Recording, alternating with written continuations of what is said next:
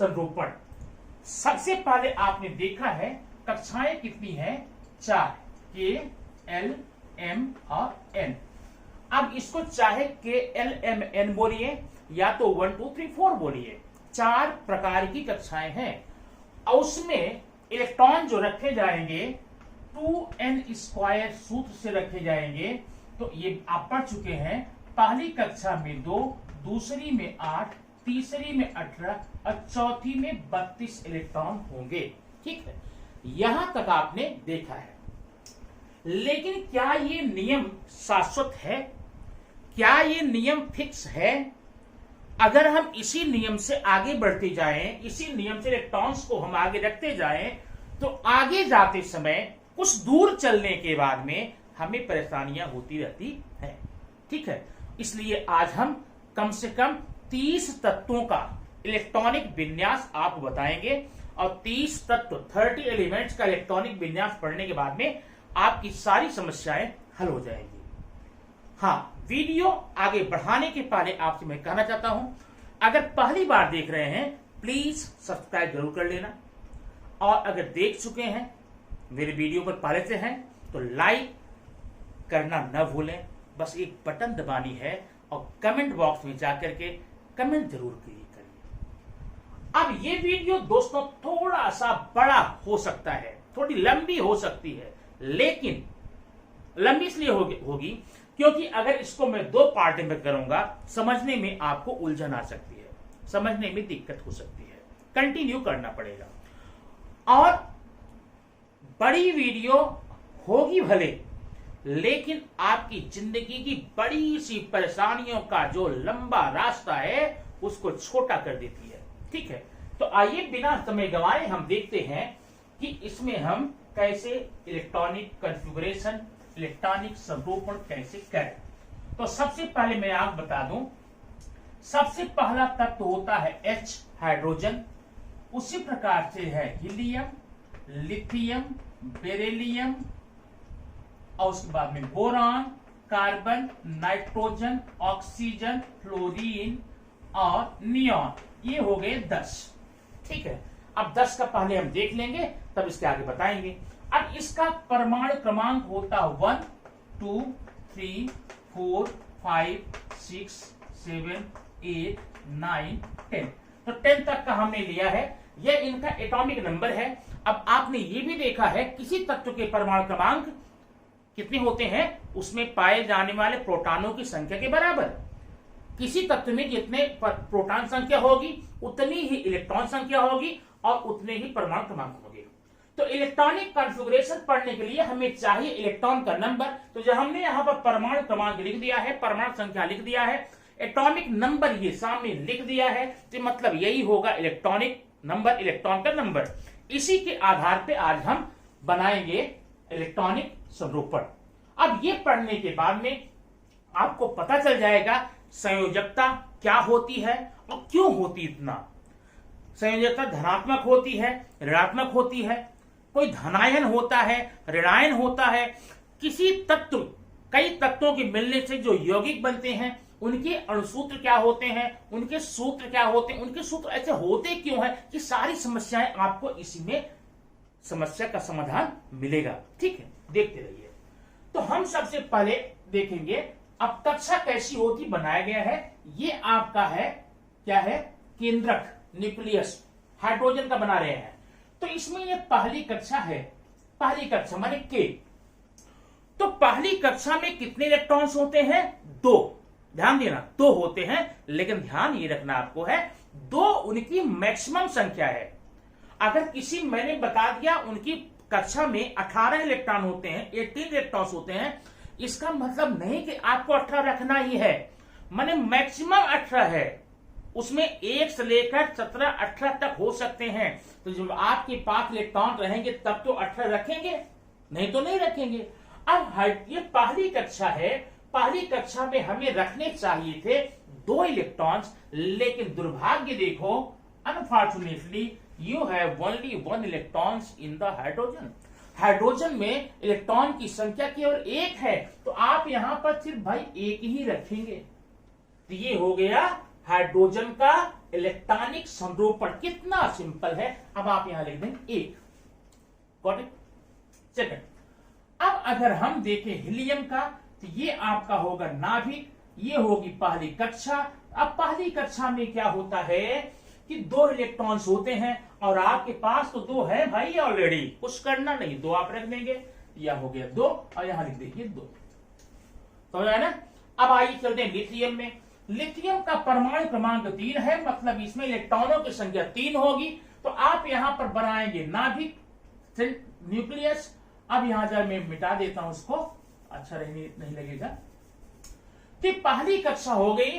पहली कक्षा में आपने रख दिया 2 इलेक्ट्रॉन, अब 2 आपने रख दिया और आपके पास 3 है। इसका मतलब अभी 1 आपके पास एक्सेस बचा हुआ है, एक्स्ट्रा बचा हुआ है। उसका क्या करें, इसमें 3 आप रख नहीं सकते क्योंकि पहली कक्षा में 2 इलेक्ट्रॉन ही होते हैं। तो आप यहां पर नई कक्षा का निर्माण करेंगे। ये नई कक्षा बन गई, दूसरी कक्षा, ये बाद में एल।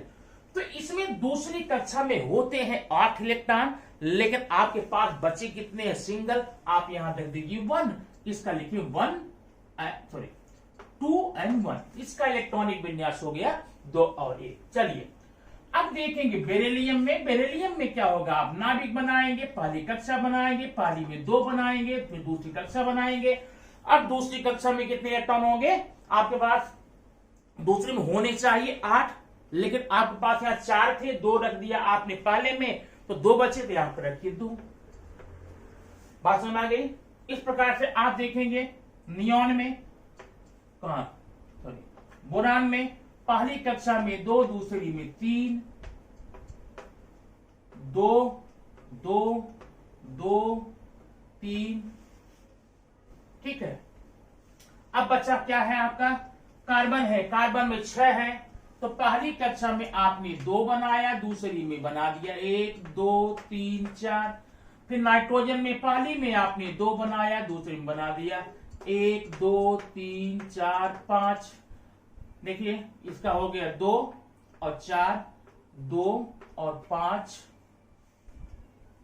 अगला ऑक्सीजन का, पहली में आपने 2 बनाया, दूसरी में 1 2 3 4 5 6, मान 2 और 6 हुआ।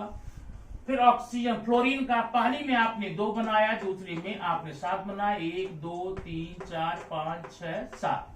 बचा नियॉन का, पहली में आपने 2 बनाया, दूसरी में कितना बनाया 8, 1 2 3 4 5 6 7 8। इस प्रकार से आपने यहां पर 10 तत्वों का इलेक्ट्रॉनिक विन्यास आपने देखा।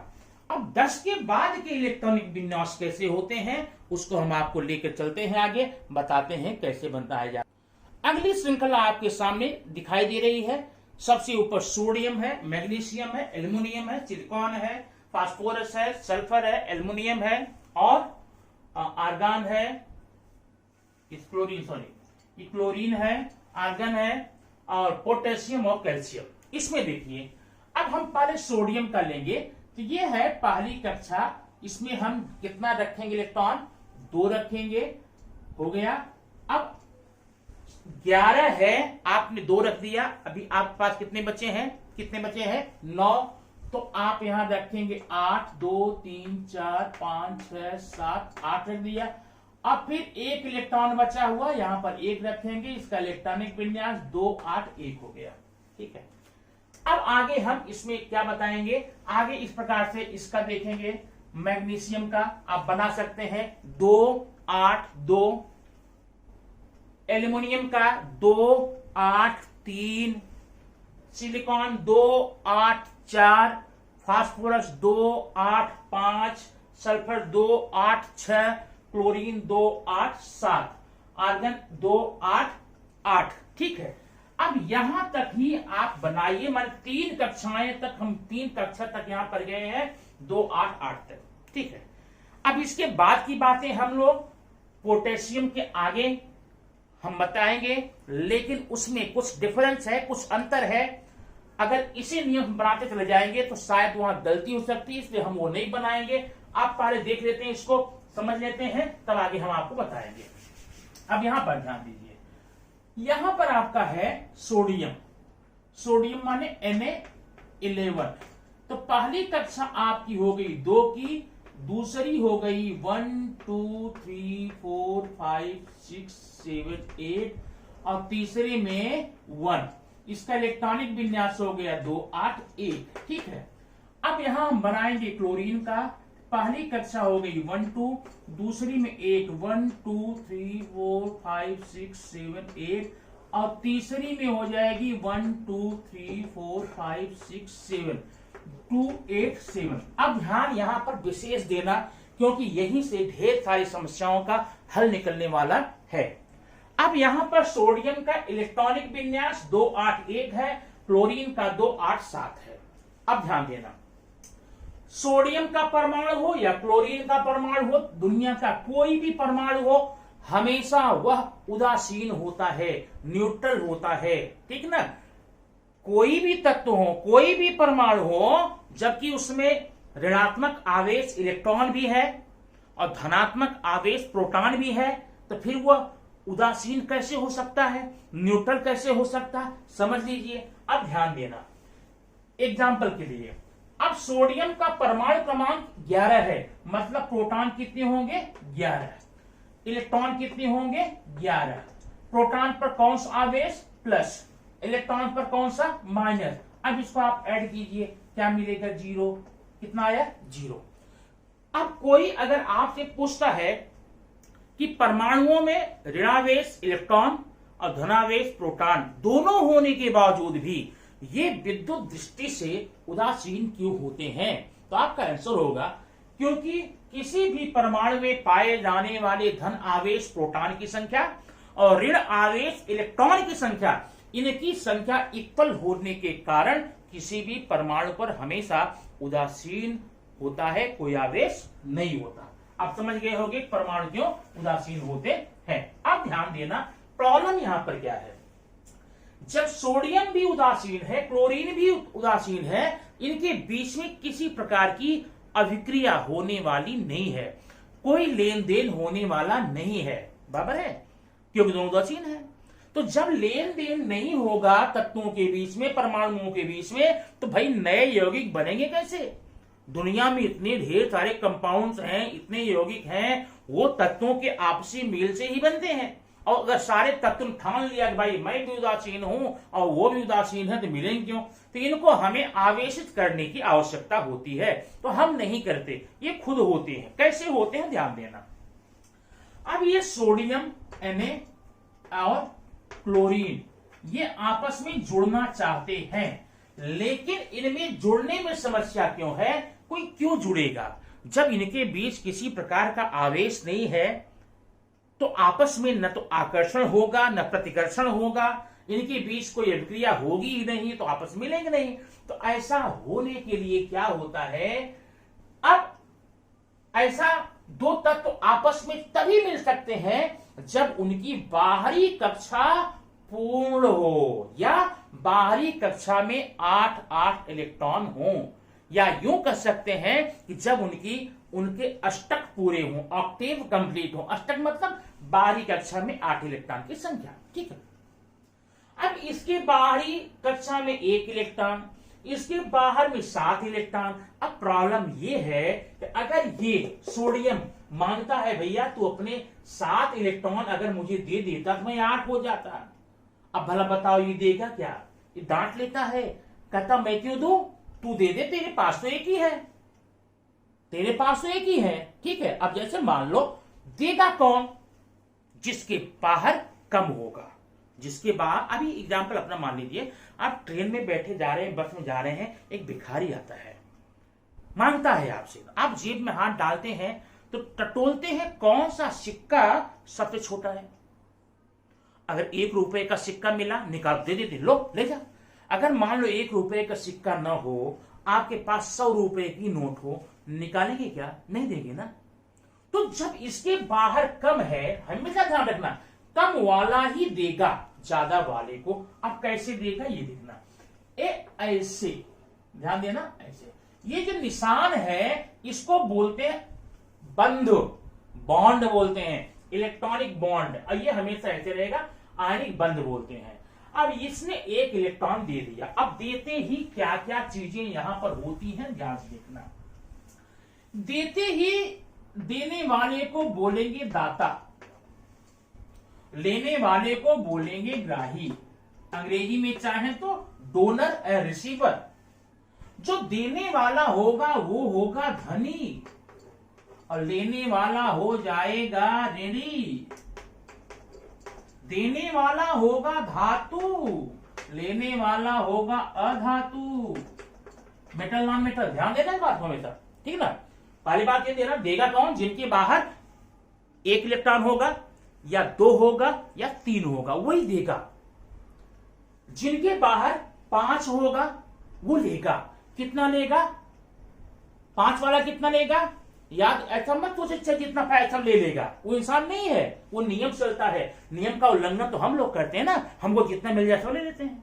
जिसके बाहर 5 है उसको चाहे कोई कितना क्यों न दे, लेकिन वो 3 ही लेगा क्योंकि उसे अष्टक पूरा करना है। जिसके बाहर 6 है वो 6 लेगा, दो लेगा। जिसके बाहर 7 है वो सिर्फ 1 लेगा, और जिसके बाहर 8 है वो लेगा ही नहीं, न तो लेगा न तो देगा। ये बात ध्यान रखना। देगा कौन? जिनके बाहर 1 2 3 होगा, और देगा कौन? लेगा कौन? जिनके बाहर 5 6 7 होगा। तो देने वाले को दाता बोलना, धनी बोलना, धातु बोलना, और लेने वाले ग्राही, ऋणी, अधातु बोलना। ठीक है, अच्छा ये बात आप कंफर्म हो गई। दूसरी बात यहां पर आप देखेंगे, अब ये ऋणी क्यों हो गया? तो ये कक्षा जब नीचे आप बनाएंगे तो ये कक्षा यहां से खत्म हो गई, ये ऑर्बिट इसका खत्म हो गया। अब ध्यान देना, जब ये ऑर्बिट खत्म हो गया तो ये 2 8 हो गया। कितना होगा? 2 8। अब इसकी 12 कक्षा कंप्लीट हो गई, इसमें 1 ऐड हो गया तो ये कितना हो जाएगा? 8। अब ध्यान देना, अब क्या हुआ? अब हुआ ये बेटा, समझ लेना ध्यान से।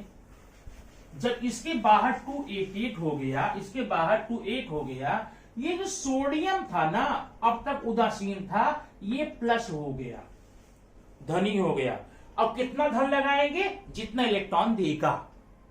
और ये जो क्लोरीन था ना ये ऋणी हो गया। कितना ऋण लगाएंगे? जितना लेगा। इसने 1 लिया है तो 1 ऋण, इसने 1 दिया है तो 1 धन। अब ये तत्व नहीं रह गए। अब ये सोडियम और क्लोरीन ये तत्व नहीं है, एलिमेंट नहीं है। अब ये बन गए आयन्स, आयन। इनको बोलेंगे धन आयन, इनको बोलेंगे ऋण आयन। अब जरा देखिए, ये आपस में आसानी से जुड़ करके बना लेंगे NaCl, सोडियम क्लोराइड बना लेंगे। नमक जिसे बोलते हो, खाते हैं नमक ना, वही है साल्ट। तो इस प्रकार से कोई दो तत्व आपस में तब मिलते हैं जब उनके अष्टक पूरे हों। बराबर है। अष्टक पूरा करने के लिए तत्व करते क्या है? इलेक्ट्रॉनों का परित्याग करेंगे या तो इलेक्ट्रॉनों को ग्रहण करेंगे। परित्याग करने वाला धनी होगा, धातु होगा, दाता होगा, और ग्रहण करने वाला ऋणी होगा, अधातु होगा, ग्राही होगा। ठीक है, अब आगे देखो क्या है। अब हम पढ़ेंगे संयोजकता, वैलेंसी। बड़ा इंपॉर्टेंट है, आपको संयोजकता निकालने के लिए बहुत सिंपल हो जाएगा। संयोजकता किसे कहते हैं पर समझ लो। कोई भी तत्व अपने अष्टक को पूरा करने के लिए जितने इलेक्ट्रॉन का त्याग करेगा या जितने का ग्रहण करेगा, उन इलेक्ट्रॉनों की संख्या को ही हम संयोजकता बोलेंगे। अब सोडियम की संयोजकता कितनी हो गई? 1, लेकिन क्या? +1। और क्लोरीन कितनी हो गई? -1। तो जितने इलेक्ट्रॉन देगा उतना धन लगा के बोल सकते हैं, जितने लेगा वहां पर ऋण लगा के बोल सकते हैं। अब परिभाषा क्या होगी जो मैंने बताया वो आप बोल सकते हैं, या यूं कर सकते हैं संयोग करने की क्षमता को संयोजकता कहते हैं, या यूं बोल सकते हैं अष्टक पूरा करने के लिए जितने इलेक्ट्रॉनों का लेन देन होता है उसको संयोजकता कहते हैं। बात समझ में आ गई ना? अच्छा, तो ये तो हो गया आपका। अब आप लोग यहां पर समझ गए होंगे कि कोई तत्व कब देता है कब लेता है, क्यों देता लेता है, क्यों देता है अष्टक पूरा करने के लिए, क्यों लेता है अष्टक पूरा करने के लिए। देता कौन है? जिनके बाहर इलेक्ट्रॉन 1 2 3 हो। लेता कौन है? जिनके बाहर इलेक्ट्रॉन 5 6 7 हो। ठीक है, लेकिन समस्या तो तब आती है जब हम क्लोरीन आर्गन आर्गन के आगे बढ़ते हैं। अब जरा पोटेशियम देखना, इसकी परमाणु संख्या 19 है, एटॉमिक नंबर 19 है। इसका हम देखेंगे पोटेशियम 19।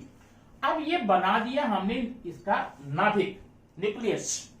पहली कक्षा हमने यहां जो बनाया, इसमें कितने इलेक्ट्रॉन डालने वाले हैं? 2, तो 2 डाल देते हैं। ध्यान देना, आपके पास 19 है, 2 आपने यहां ले लिया। अभी दूसरी कक्षा में कितना होगा? 1 2 3 4 5 6 7 8। दूसरी में 8 होगा। मैंने पहली कक्षा में 2 हुआ, दूसरी में 8 हुआ। ठीक है। अब अभी आप पास कितने बचे? 9 बचे हैं। तो तीसरी में आप जरा यहां ध्यान देना, तीसरी कक्षा में इलेक्ट्रॉनों की मैक्सिमम संख्या हो सकती है 18, और आपके पास बचे कितने हैं? केवल 9। 2 8 9। 1 2 3 4 5 6 7 8 9। अब ये हमने क्यों ऐसा बनाया है? क्योंकि हमने सूत्र पढ़ा था 2n², माने 2 गुणे कक्षा का वर्ग। कक्षा नंबर कौन सी है? 3 है। 2 गुणे 3 का वर्ग 18 हो गया। 18 होने चाहिए। हमारे पास 9 बचे, हमने 9 डाल दिए। अब 9 डाल दिए, हमने नियम का फॉलो तो कर लिया, लेकिन ये नियम हमको कहीं फंसा न दे। आइए देखते हैं। अब अगर इसको कभी किसी से संयोग करना होगा, इसके बाहरी कक्षा में कितने इलेक्ट्रॉन होने चाहिए थे? कितने होने चाहिए थे? 8। लेकिन है कितने? 9। अब बताइए ये 8 इलेक्ट्रॉन पूरा करने के लिए क्या कर सकता है? अब आपके सामने 2 ऑप्शन है, इलेक्ट्रॉन देना या लेना। लेकिन ध्यान रखना, जब 4 के ऊपर इलेक्ट्रॉन होते हैं तो क्या आपने सीखा? वो लेता है। और देता कौन है? जिनके बाहर केवल 1 2 3 हो। ध्यान रखना, 1 2 3 4 में हम बताएंगे वो आगे पीछे दोनों हो सकता है, लेकिन 3 तक देखिए 1 2 3। अब ये चूंकि 5 से ज्यादा है और 1 इलेक्ट्रॉन और अगर लाके हम रख देते हैं तो 10 हो जाएगा। अष्टक तो पूरा नहीं हुआ। नहीं, देगा। अब देने पे ये समस्या होती है, देने का काम सिर्फ वही कर सकता है जिसके बाहर 1 2 या 3 हो। इसके बाद तो 9 है। आप क्या करें? तो यहां पर एक नियम बदल जाएगा और आपका ये जो 2n² है, यहां थोड़ा सा ये क्या होता है? नियम भंग होता है। वो नियम भंग क्या होता है वो देख लीजिए। तो इसका अगला नियम है, किसी भी बाहरी कक्षा में 8 इलेक्ट्रॉन से ज्यादा आप रख ही नहीं सकते। ठीक ना? अगर कक्षा नंबर 3 है, 18 इसकी क्षमता है, तो 8 इलेक्ट्रॉन ज्यादा नहीं रख सकते। कब तक? जब तक कि उसके भी बाहर 2 इलेक्ट्रॉन न हो जाए। इसका मतलब हम यहां पर एक कक्षा का निर्माण और करेंगे। अब देखिए 2 यहां, 8 यहां मैंने 9 रखा था, एक निकाल दिया। अब यहां 8 हो गया। कितने हो गए? 8 2 10 8 18। अभी आपके पास बचे 1। ये हो गया 1।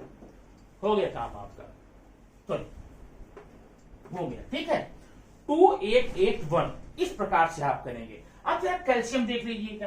कैल्शियम का कितना? 20 है। तो पहली कक्षा में 2, दूसरी में 1 2 3 4 5 6 7 8, तीसरी में भी 1 2 3 4 5 6 7 8, चौथी में 1 और 2 हो गया। तो 2 8 2, तो 2 8 8 2 हो गया। ठीक है। अब अगर मान लो इसके आगे बढ़े हम, इसके आगे 20 के, अगर परमाणु क्रमांक 21 हो जाए तो क्या करेंगे? जरा 21 का देखना। पहली कक्षा में 2, अब यहां मैं बनाऊंगा। पहली कक्षा में 2, दूसरी में 8 1 2 3 4 5 6 7 8, तीसरी में भी 8 1 2 3 4 5 6 7 8। ध्यान देना किसको ना रहा में। चौथी में 2 1 2। अब आपके पास है कितने? 21। 2 यहां 8 2 10 8 18 2 20। अभी 1 बचे हैं, तो क्या हम यहां पर 1 रखें? नहीं। जब इस कक्षा में 2 हो गए हैं ना, आप अंदर जाइए, इसके अंदर, अब उस कक्षा में रखिए, यहां पर रख। अब इसका इलेक्ट्रॉनिक विन्यास 2 8 9 और 2 हो गया। इस प्रकार 22 में जाएंगे तो ये बाहर 2 ही रहेगा, यहां 10 तक रहेगा 10। अगर 23 होगा 2 8 11 2 24 माने अब यहां पर तब तक बढ़ता जाएगा जब तक कि ये खुद 18 न हो जाए, और जब ये 18 हो जाएगा ना तब आप यहां पर आना, तब इसको पूरा करना। कितना करेंगे 8 तक। अब यहां 2 8 18 8 हो गया, उसके बाद बढ़ रहा है, फिर अगली कक्षा बनाएंगे उसमें 2 रखेंगे, तो फिर इसको आगे पूरा करेंगे। इस प्रकार से इलेक्ट्रॉन रखने की ये प्रक्रिया संपन्न होती है।